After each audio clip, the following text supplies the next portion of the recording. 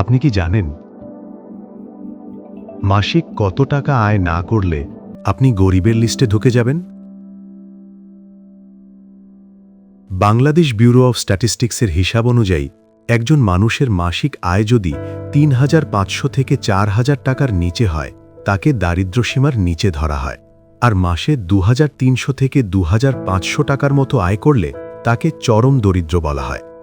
যদি পরিবারে ৪ জন সদস্য থাকে তাহলে পরিবারের মোট মাসিক আয় যদি ১০,০০০ টাকার নিচে হয় তাহলে সেটি চরম দরিদ্র পরিবার, আর আয় যদি ১৫,০০০ টাকার নিচে থাকে তাহলে সেই পরিবার দারিদ্র্যসীমার নিচে। কিন্তু অর্থনীতির স্কেলে শুধু গরিব আর ধনী এই দুই ভাগ নেই, মাঝখানে আছে অনেক ধাপ। বাংলাদেশের সামাজিক বাস্তবতায় সাধারণভাবে ব্যক্তি হিসেবে মাসে ৪,০০০ টাকার নিচে আয় করলে আপনি গরিব, ১০,০০০ টাকার নিচে হলে নিম্ন মধ্যবিত্ত, ১১,০০০ থেকে ৪০,০০০-এর নিচে হলে মধ্যবিত্ত, ৪০,০০০ থেকে ১ লাখ হলে সচ্ছল বা উচ্চ মধ্যবিত্ত, আর মাসে লাখ টাকার বেশি আয় হলে সাধারণভাবে আপনাকে ধনী বা বড়লোক বলা যেতে পারে।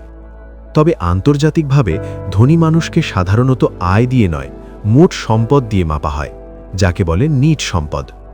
বিশ্বজুড়ে সম্পদ গবেষণায় ব্যবহৃত একটি প্রচলিত মানদণ্ড অনুযায়ী প্রায় $1 মিলিয়ন, অর্থাৎ বাংলাদেশি টাকায় প্রায় ১১ থেকে ১২ কোটি টাকা সম্পদ থাকলে তাকে মিলিয়নেয়ার বলা হয়। $10 মিলিয়ন হলে মাল্টিমিলিয়নেয়ার, আর $1 বিলিয়ন সম্পদ থাকলে তিনি বিলিয়নেয়ার।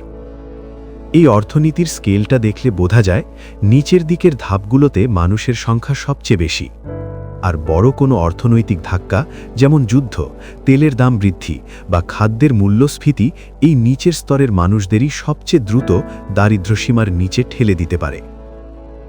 পরিসংখ্যানবিদদের মতে বিশ্বে টানা ১ মাস বড় যুদ্ধ চললে বাংলাদেশে নতুন করে প্রায় ১ কোটি মানুষ দারিদ্র্যসীমার নিচে নেমে যেতে পারে।